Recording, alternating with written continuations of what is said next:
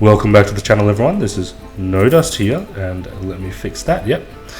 And we are back with some no epic, legendary, or adventure card rogue ladder climbing, budget rogue ladder climbing, and let's hop into things. Before we start off, I'm going to open a pack, so let me explain why we have a pack sitting around. I started a recording sometime this afternoon, say about 5 hours ago, to do the weekly tavern brawl. So as you can see here, I've gotten one win and I got the free pack. That's where the pack comes from. But I got so angry playing this tavern brawl that I decided to ditch the recording because I got so salty and so complaining and so negative. So I'm like, nah, I don't want to put that up on YouTube. I prefer just to, keep the anger and the salt to myself, and then, stick to what I'm here to do, which is climb the rogue ladder. Climb the ladder with rogue, that is.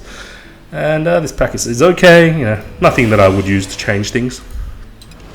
So let's just queue up, and I'll talk quickly, and I won't skip to the mulligan phase.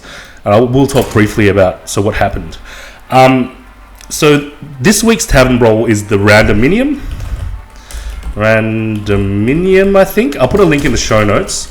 It is a variation of the encounter at the Crossroads Tavern Brawl. Another link in the show notes. And basically what you do in this brawl is you pick a class, your deck is pre-made, and every single turn the costs of your cards are discounted randomly. So this is about as random as a tavern brawl can get. Like, not only are your cards random, but if you happen to get like a legendary, an 8-cost legendary on turn 1, that could be discounted to 1 mana or 2 mana. So you can play it on turn 1 or queen play it on turn 1. And that, for me, it just feels a little too much like, playing roulette or gambling with a poker machine in a casino. It's not why I play this game, and that's why I was getting so angry. But then it's like, who cares? Just don't play it. Just get the win and then don't play it. And that's what we've done. Okay, well, let's actually talk about this game. So we have game 1 versus Mage. Now, I'm sensing a mech-mage. I wonder if I need to backstab this thing. I don't think I will. I could actually use the backstab to protect the Cogmaster. To protect the... Yeah, let's do it. Could be a mistake. I guess we'll find out. Let me add a question. Let me add a little note here. Question: backstabbing a turn 1 Cogmaster worthwhile versus mech-mage? Because Cogmaster is the sign of a mech-mage. The only reason you run this card in your deck is if you have mechs. And forcing out a Frostbolt, not too bad. I really would have liked a turn 2 play. And if we pick up one, I think this is also fine. I think I prefer this to weaponing up, because for him to clear it, he needs to spend 2 out of his 3 mana, and that's really quite awkward. So let's see how we go. Yes, I was just getting so frustrated with the random minion tavern brawl. I was just done with it. And so, it took me like 7 games to get a win, because I was trying to do priest. And priests, you might realize, don't have the best class cards. I find that the classes that do the best in this sort of random minion mode, I reckon probably Paladin. Paladin are probably best in this random minion mode, because you get things like Tyrion, you get things like Yadric the Pure, you get those 2 are pretty good to start with. Do I develop a Horse Rider or do I weapon up? I think weapon up gives me a little bit more flexibility to clear the Clockwork Gnome next turn. And I will trade this in. We're not in a bad position if we can survive. If we can survive the onslaught. Now, if he doesn't pick up an Arcane Intellect, then we're sitting pretty. But he may very well have an Arcane Intellect in his hand, and, we'll be in trouble. Yeah, okay. Oh, Fel Reaver, interesting.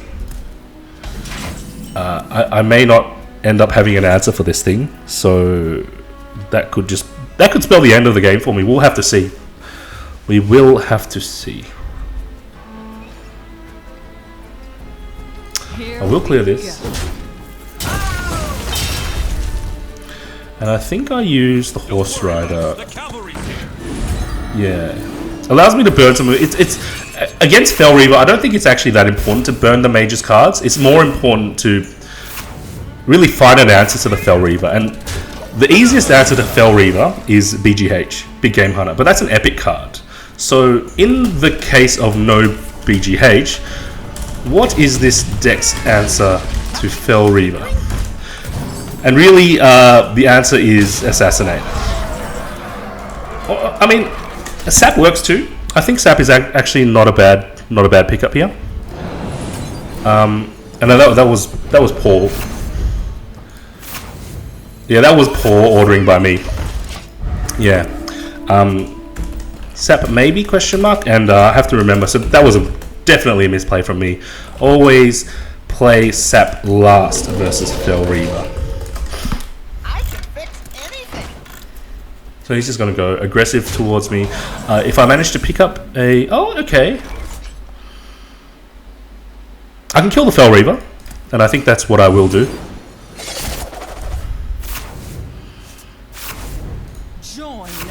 So we've gotten rid of the second Fel Reaver. That's actually good to see. Now, even though I've burnt a ton of cards, I think that he'd be three further cards down. I think that if we do end up losing the game, the Scarlet Crusader being played after the Sap may very well be the reason why I lost. And we lost because there was burn. So yeah, that's fine. No real answer to Fel Reaver this game. Just need to remember when sapping, Sap last. Sap last versus Fel Reaver. And we're dropping deck back down to 13. You know, again, I'm surprised that this deck can even get to 12. Getting it any further, I'd be really, really happy and proud. But, you know, no expectations. Just see how we go. Okay, next game. Okay, versus Hunter. I think I just keep the Auto Barber. This engine is worth thinking about, I feel. But turn 4, keeping a turn 4 when you're going first is not great. I prefer to start faster. Yeah, so game 2 versus Hunter. Yeah, so one of the things I did bring up whilst I was doing that salty Tavern Brawl video, which you guys will never see. I mean, yeah, you'll never see it. I'm just going to delete it. Is I picked up Middle-earth Shadow of Mordor, open world game. I think came out in 2014. Game of the Year edition went for 75% off from Green Man Gaming, so there'll be a link in the show notes. And if you go through Green Man Gaming, you can actually get another 20% off coupon that they show on they show a coupon code on the front page of their website. So you get 75% off and then another further 20% off that reduced price. I ended up paying like $9 USD. I think about $9 USD for Middle-earth Shadow of Mordor Game of the Year edition. And it's a good game. I played a couple hours of it. And I think it's very worthwhile, at least for that level of discount. I'm happy with what I'm happy with the pickup, and I would recommend the game to you guys if you're into. Basically, it's like if you ever played the Batman Arkham games, like Arkham Asylum, Arkham City. I played those. It's like you're Batman, but you're in Mordor killing orcs. So if you're into that sort of thing, you know, it's worth sinking some time into. Just thought I'd let you guys know, because I picked up I felt like I picked up a pretty good deal, and why not pass it on? Okay, do I attack? No, I don't. There's no way I can finish this off, and I have a neat Ooze Eviscerate combo next turn. I would like to hit a weapon with an Ooze, and if he plays a Eagle Horn this turn with his 3 mana, I'd be very, very happy. But we'll see. Oh, interesting. Okay. The Argus works better. That was a really good top deck. Very lucky top deck. I really do prefer to save the Ooze for his Eagle Horn shenanigans. Like, you see a Hunter, they're almost always going to have an Eagle Horn. If not an Eagle Horn, a Glaivezooka, and it's always great to ooze a Hunter with a Glaivezooka or some such. Lucky. Okay, so this is more of a control Hunter. It's like a Finley Hunter, and I really like Finley as a card. I will be doing some experiments with it in the future, just seeing how it goes as a card. I think I will Drake. Okay, that's fine. And again, leaving the Mad Scientist up. So just so if like it's not out of the question that he has 3 secrets in his hand right now, and that the Mad Scientist could whiff. It didn't whiff, but you know, it's always worth going for that. In my opinion, at least, it's always worth going for that possibility. Now, if this is a freezing trap, that's not too bad. Let's just try for it. Okay, that's fine. We have a very neat Sunwalker play, and since this is a more control-y hunter, I think I will have the time to replay the Drake, and you know, for example, turn 9 Drake Eviscerate to deal 5 damage to something. So it's not too bad. It's okay. This is like a heavy Discover Hunter, Disc Hunter, and I made a Disc Hunter list myself. It's quite fun to play. You do need Finley to sort of change your hero power to something more control-y. But now he's managed to do that. I wonder if he should have hero powered first and then hero powered again, because Finley behaves like a hero power change, like just a car or a shadow form. You know, you can hero power first and hero power again. Okay.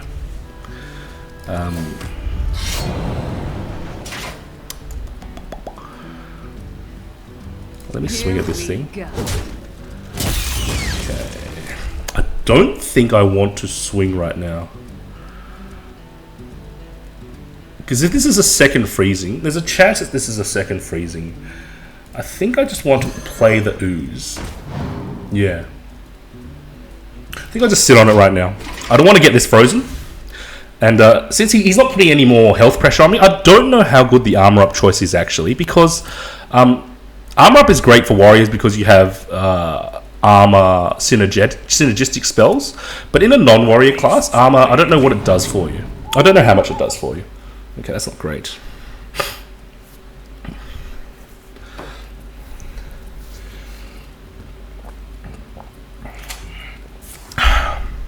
Yeah, I think I would have picked a more active hero power, because the armor, like, you don't...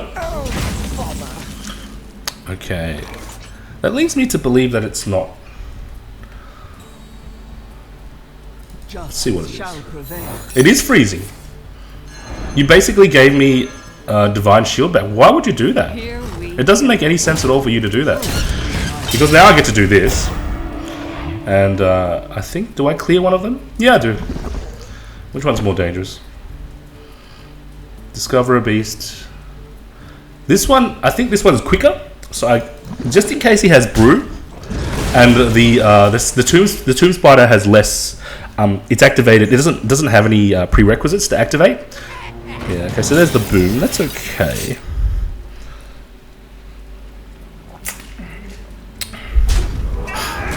Yeah, so I think he was trying to bluff. Yeah, we are going to assassinate now, and I will swing. That's actually very good. And I will clear the second form, actually. Please no form. Oh, that was horrible. Yeah, that was probably a mistake. So that's another question. That the boom bots clear themselves, or clear it beforehand? Because that really did bite me in the... It did come back to bite me swinging at those boom bots. Hard to say. Hard to say.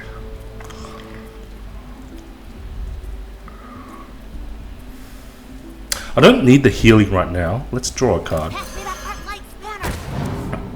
Okay, and I mean, I can still drop the. Let's see what spare part we find. The free spare part would have been excellent, but no such luck. That's okay. And the heal bot will be fine here. You know, I got the full value of the heal bot. It's not as if he can pressure my health with his hero power anymore, so this health is likely to stick around for a while. And our hand is looking pretty good. And we have like pretty good combos just for how to say. I mean, yeah, the crush is scary, but I think we can deal with it. I think we can deal with it. Now this adds 3. Adding 3 to this is fine. Adding 3 to this makes it go to 6. Do I sap the crush? Do I sap the crush? How do I deal with the crush next time if I sap it? confusing. Yeah. Let's just see how we go. Okay, that's fine. That's fine. Running a program. This works. I'm spending a lot of resources to clear, but I wonder how much else he has left. And we do have a sprint coming up. But you know, I am very susceptible to things like double skill command. Okay, that's fine. This is why I run SAP. And so that's perfect, actually. Although it could be worth a Spellbreaker. What else would I be Spellbreaking in this deck? High main. So better to sap this? Or better to sap a high main? It's tough. Spellbreaker. I think it's okay to sap this because then we can to Northrend, and the Northrend is protected by the fact that we sapped the 2/2 wolf. The wolf would have been able to challenge the second form of the Argent Commander. So I think that's the strongest line of play. But yeah, it's interesting now that the expansions of the League of Explorers expansion has finished releasing. It's interesting to see where the game takes us and what sort of matchups, you know, how certain matchups play out. Sorry. Okay, now I think I will silence this thing. Spend it as Eviscerate. Now he's not pressuring my health anymore with his hero power, so I can go fairly low. I can't go super low, I think. I think I still need to be wary of a skill command plus quick shot, so that's 8 damage. Skill command, quick shot, and the skill command is going to need a beast on the board. So be careful about 8. That's what I'm feeling right now. So I don't want to go really any. Okay, that's okay. That's not too bad. I think I do have a fan for this. So he's playing defensively. That's good for me. Okay. Okay, sure. He's not playing defensively. Okay. It's like a half-half. Interesting. I'm going to want to sprint into some sort of heal. Or some sort of fan. Okay, the backstab works. The Valiant actually works really well too. Okay, how am I going to do this?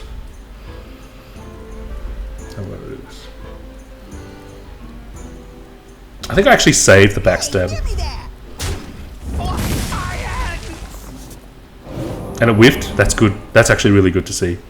Now I don't think I can attack with this because going down to 3 leaves me open to a blank skill command, like with no beast synergy. So I have to stay above and look for my Earthen Ring. There's an Earthen Ring in there, and that can really help me stabilize. Now this is the problem here. The armor up saves him some health, but it's not the health is not the issue right now. Okay. So he would have won the game if he didn't have the armor up. I don't think the armor up really did anything for him this game. Now we may still very well lose. I'm going to have to cycle with the cheaper cycle. See if we can find. There we go. Phew. So lucky. We've staved off death for one more turn. Now how much damage are we looking at here? 15, just right. And I have burst in hand. Now I still could very easily be dead. He only needs 1 damage. Let's see what we find. Always the pig.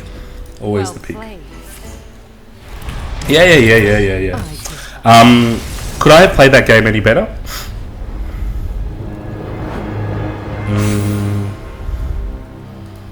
I think that boombot clear was problematic. Yeah. I think that if I had left the second boombot up, it might have been better. Because this game really did come down to like 1 or 2 health points.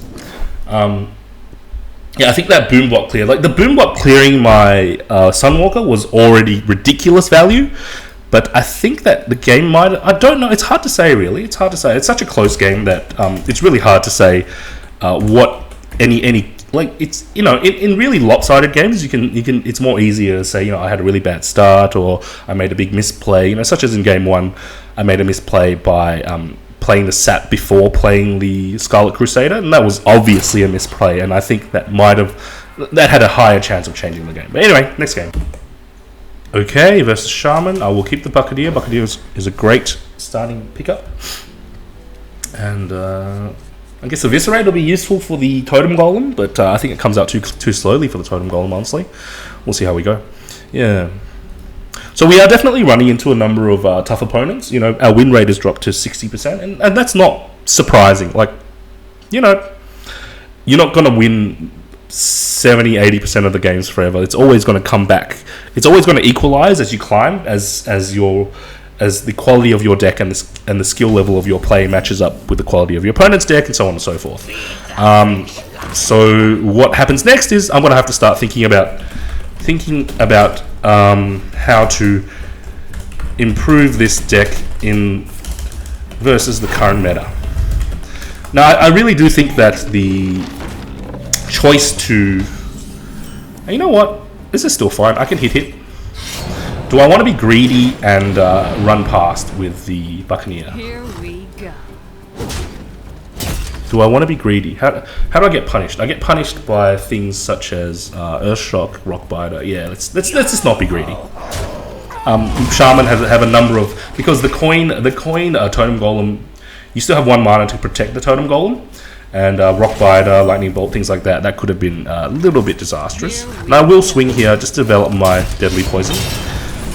Say for example I don't know, plays whatever next turn. It's just a neater use of my turn. Obviously, I'm very weak to ooze, but yeah. What are you gonna do? Okay, Feral Spirits. That's fine, actually. Gives me some very neat clears with my weapon. I can swing with the weapon twice. Plus, has the benefit of the Spirit Wolf not challenging my Spellbreaker. And he is, again, heavily overloaded. I think this is an overload face Shaman, although... Yeah, there it is. There's the face Shaman element. Then we're looking at double Doomhammer, Rockbiter, double Doomhammer. Okay, so you're going to Rockbiter to clear my... Okay, that's fine. Definitely going to play the Azure Drake next turn to look for my ooze. I'm going to need the ooze by the time he pulls out the Doomhammer. And the Doomhammer is coming next turn, I feel. The Senjin is actually also a pretty good answer to the Doomhammer. Pardon me. As you know, as it will block 3 Doomhammer shots, and he'll be taking 9 damage if he has to Doomhammer all 3 of the shots in the process. So it's not too bad. Now the question here is, do I... What? The question here is, do I take the face? No, I don't actually. Do I fan here? No, I think the Senjin weapon up is still preferable. Do I want to protect the health of my Azure Drake, or do I want to protect the health of my face? I think I want to protect the health of my face. Given that he already spent 1 Earth Shock, does he have another source of 1 damage? Or he might be tempted to do Lightning Storm, although I doubt that this sort of aggro style deck has Lightning Storm. I really don't think so, because it's aggressive. Why would you run things like board flips? Yeah. Why would you run things like board flips if the whole point is to burst your opponent? And there's the burst. There may be more burst in hand.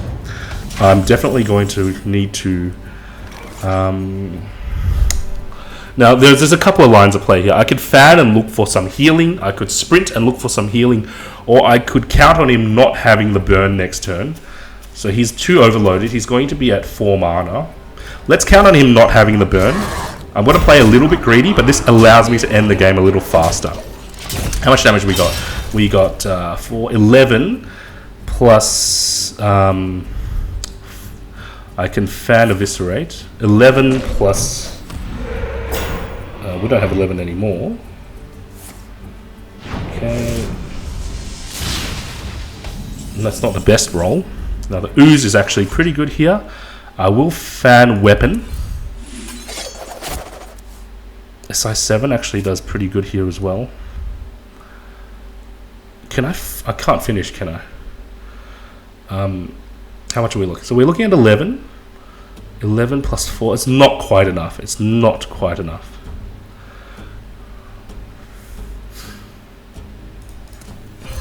This guy's toast. Here we I will. I mean, the ooze. I don't know if I actually needed to save the ooze, but I don't need that much damage on the board anyway. And if he somehow Renos, then we can restabilize the game if he manages to Reno and equip a Doom Hammer or something like that. Yeah.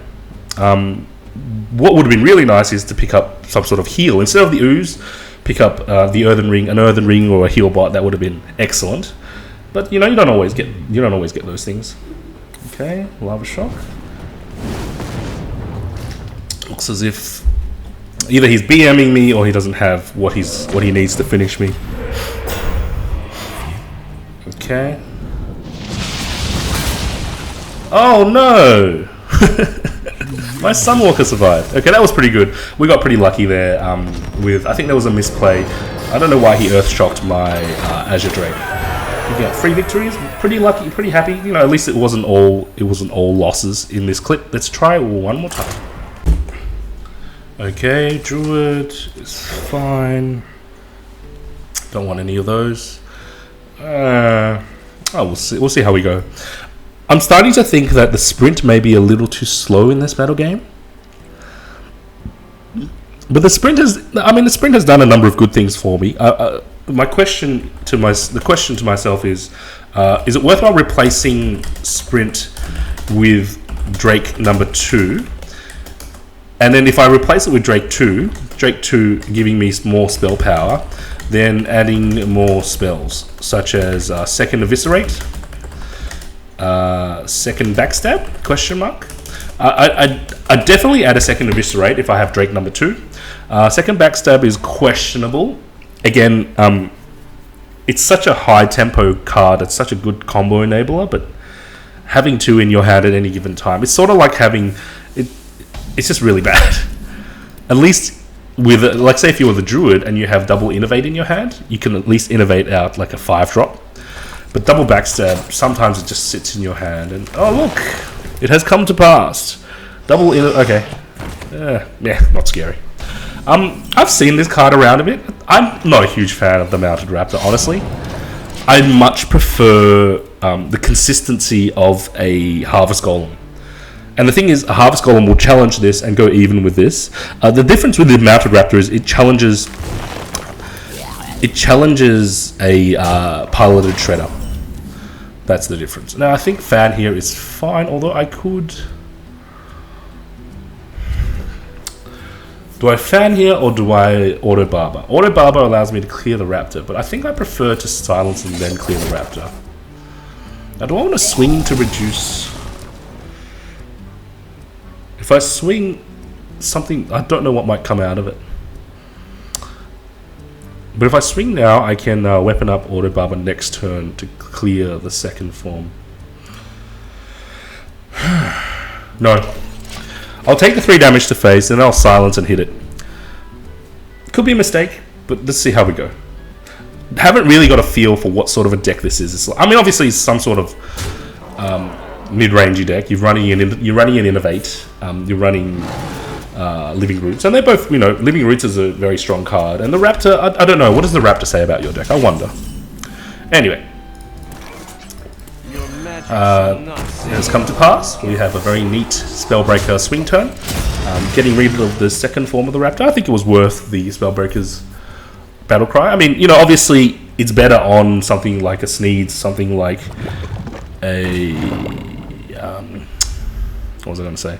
Something like a piloted Shredder. But you take your victories where you get them. Okay. And I think I will Auto Barber and SI7. And we have once again a pretty strong board. This is you know, this is the plan of this rogue. I mean, if you haven't realized by now, this is a lot of people have said this is a very arena-ish deck. And yeah, if I could draft this every time in arena, I would draft this every time in arena. Wouldn't you want to draft your net deck in arena if you could? It's I don't know. It's a bit of a silly observation in my opinion. I mean, yeah, it's a tempo value style deck, but what most decks are, in my opinion. Okay.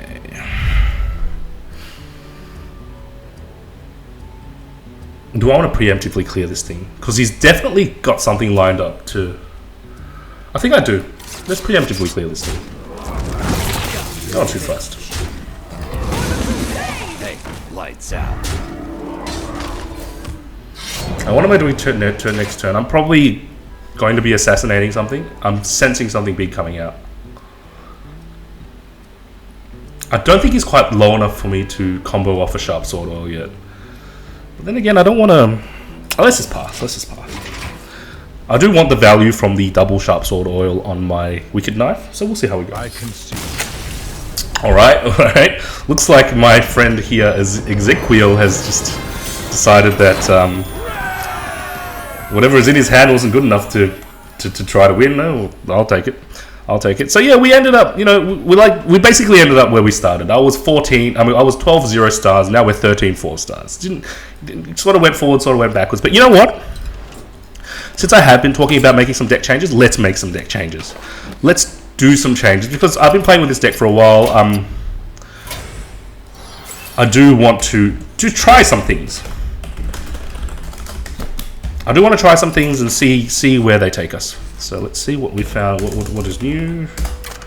Okay, don't really want any of those. And like I said, sprint with Drake 2, because Drake 2 is just a little bit more flexible. It gives me more flexibility when it comes to rogue spells and things like that.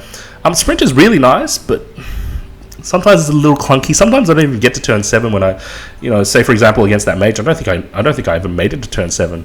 Whereas the Drake can be good. It's just a really high value minion, I feel. So let's try it. I've been thinking about this for a little while. Let's try it. So just check out the sprint for Drake number 2.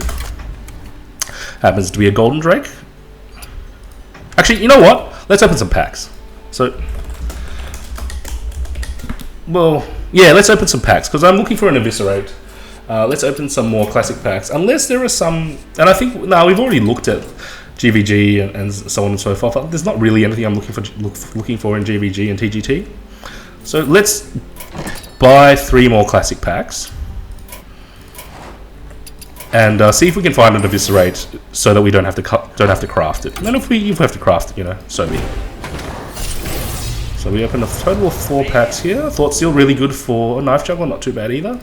Knife Juggler actually really good for my Shaman, Budget Shaman. So I really am moving towards the Budget Shaman. That's probably where we're looking at. Equality also excellent if we ever go Budget Pally. And I think Budget Pally, just given the strength of Pally's mid-game, Muster, Knife Juggler Muster, Shielded Midibot, those sort of cards, so high value, not too rare to get, not too hard to get. Pally can definitely be a viable free-to-play deck. Doomguard, again, this is a great card if I want to do free-to-play, not free-to-play, sorry, budget Warlock. You know, I'm not going to rule out anything, but those are a couple of pretty good packs. Let's just get rid of the no-brainer disenchants. And we did pick up some Goldens and some Epics, so let's see what we do. I am going to disenchant the Epics. No reason to keep them. Yeah. Shadow Step? Nah. Shadow Step, I like as a card. Like, I like the effect of the card. I like the... Like, you know, back in the day when we had Miracle Rogue, and I'll put a link in the show notes. Actually, no, I won't put a link, because you can't build that deck anymore. I mean, you can. It's just difficult to build that deck. But Miracle Rogue was...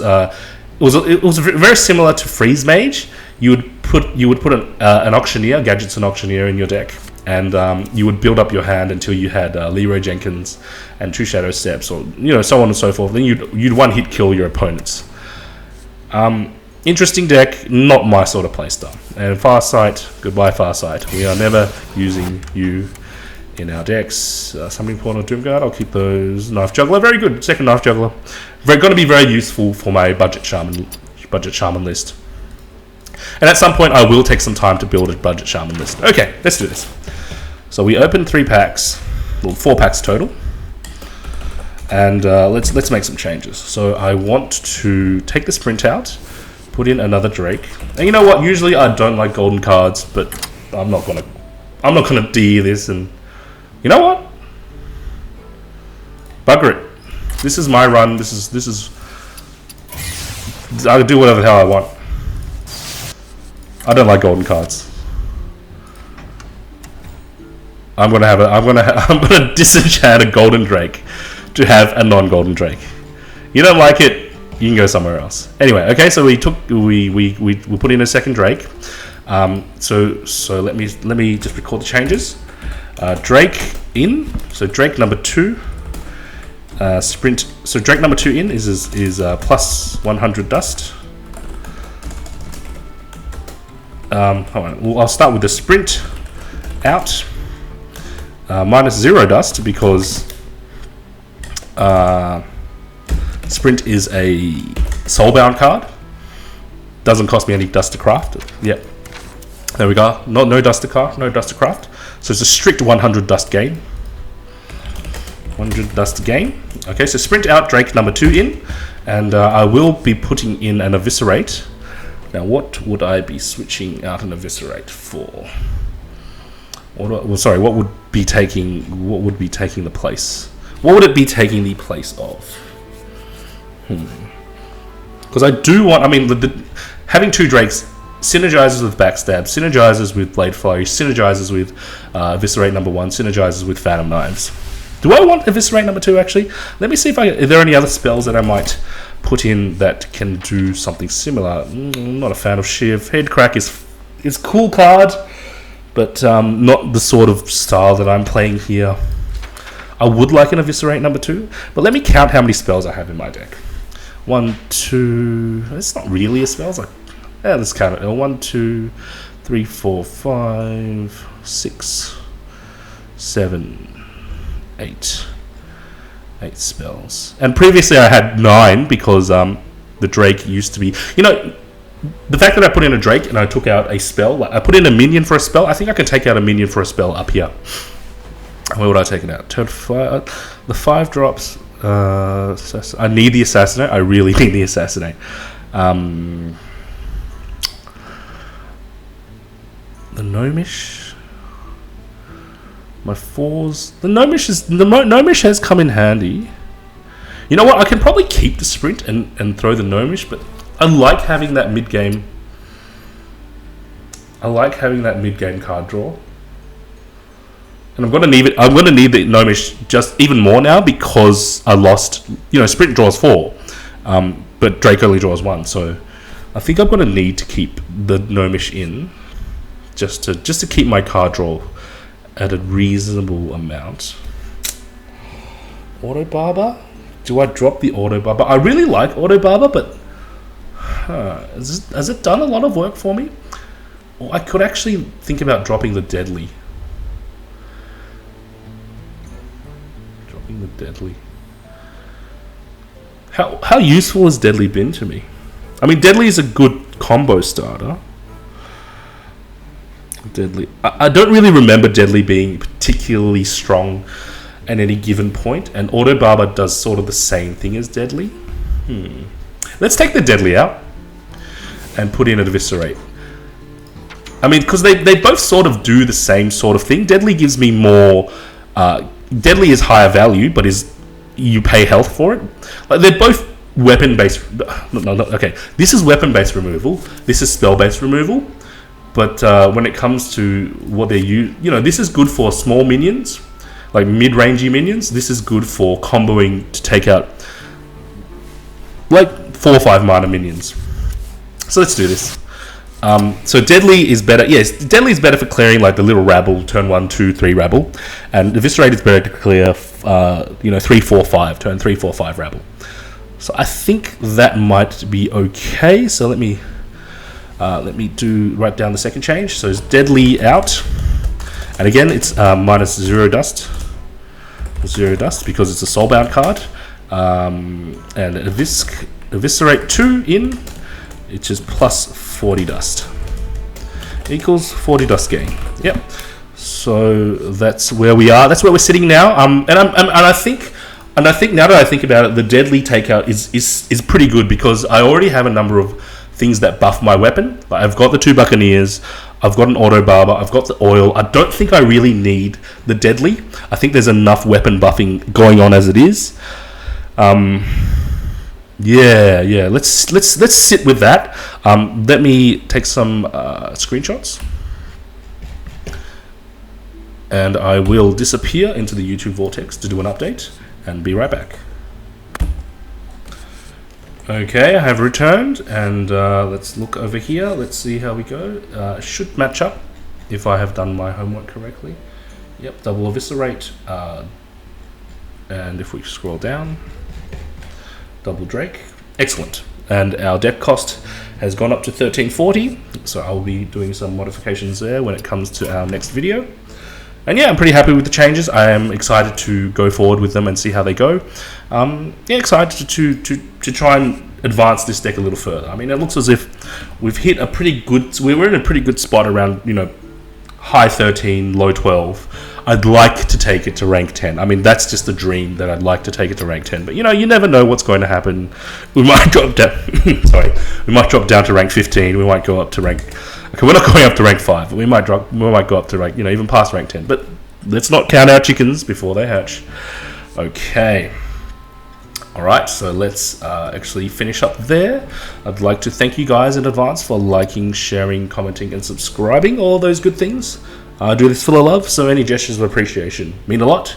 And yeah, just once again, you know, take it easy. I hope you guys have a wonderful day. I hope you guys have a wonderful holiday, Christmas / whatever, you know, just time off period. You know, spend some quality time with friends and family. You know, that's what I'll be doing. And also, you know, because of that, I've been a little bit on the back foot with the whole Hearthstone budget rogue ladding. I do hope to catch up on that as we get a little bit more time, you know, because it's the holiday times. People, you want to make time for friends and family, and this stuff, you know, it's not that I don't love you guys, not that I don't want to do this. I do.